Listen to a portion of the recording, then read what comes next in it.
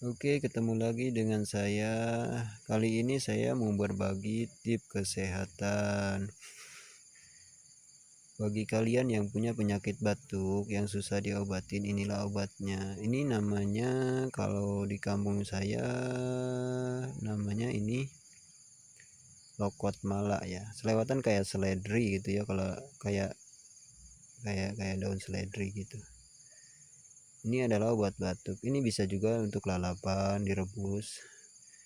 Caranya kalau untuk mengobati batuk, ini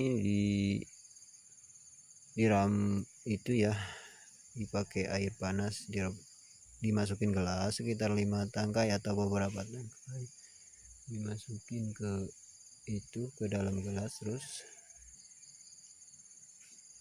dipakai air panas, direbus pakai air panas.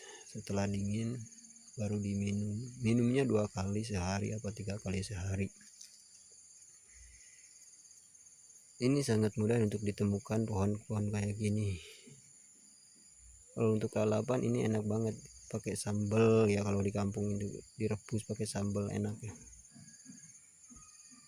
Kalau kalian susah itu punya penyakit batuk, susah sembuhnya, kalian bisa coba ini. Insya Allah kalian sembuh yang punya penyakit batuk. Udah kesana kesini dari obat, kesana kesini ternyata belum sembuh, coba ini dulu.